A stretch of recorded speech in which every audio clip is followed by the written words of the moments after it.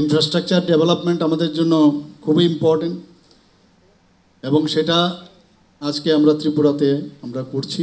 আমাদের সরকার বিজেপি নেতৃত্বাধীন সরকার, আমাদের সাথে আইপিএফটিও আছে, আমাদের সাথে তীব্রমতাও আছে।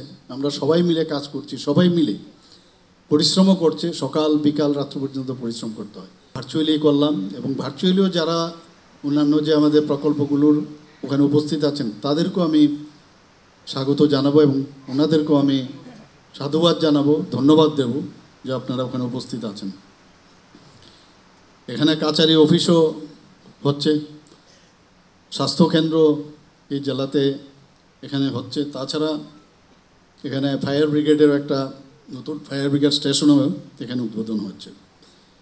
আপনারা এই ৩২ কোটি টাকা এবার আমরা আরও আমাকে বলেছে যে আরও অনেক উদ্বোধন বাকি আছে, কিছুদিনের মধ্যে হয়তো আবার আসতে হবে। তো ত্রিপুরাতে সেটা সাউথ ডিস্ট্রিক্টেই হোক আর সেই ধর্মনগরের নর্থ ডিস্ট্রিক্টেই হোক, ঊনকোটির সে কৈলাসহরই হোক, সর্বক্ষেত্রে উন্নয়ন উন্নয়ন। কিছু সংখ্যক লোককে আমি রাস্তায় খালি জিন্দাবাদ জিন্দাবাদ করার জন্য আর ওদেরকে চাকরি দেব, আর ওদের মধ্যেও সমস্যা হয়। এই যে কালচার, এই কালচার এখন কিন্তু মাননীয় প্রধানমন্ত্রীজি যে আপনার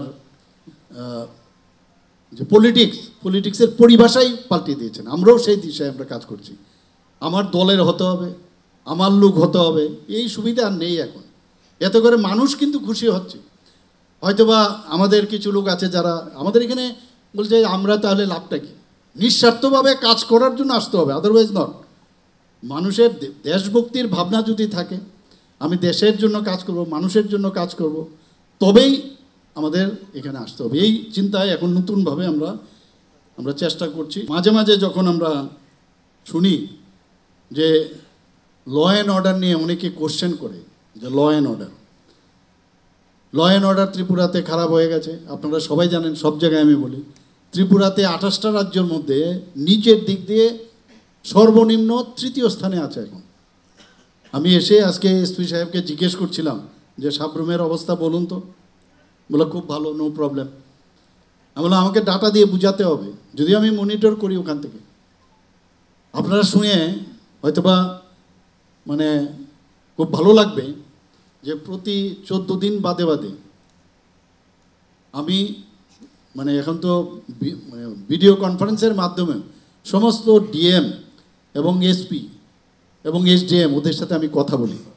নিউজ পেপারে যেসব কথাগুলো আসে এটা কিন্তু এমনিতে কেউ আমাকে দেবে না, এবং সেই নিউজ পেপারে মানে ইভেন প্রিন্ট মিডিয়া বা ইলেকট্রনিক্স মিডিয়া সেগুলো নোট ডাউন আমরা করি, করার পর সেগুলো আমরা পাঠাই যে এইগুলো সত্যি কিনা। তো এতে করে কি হয়, তারাও রেডি থাকে।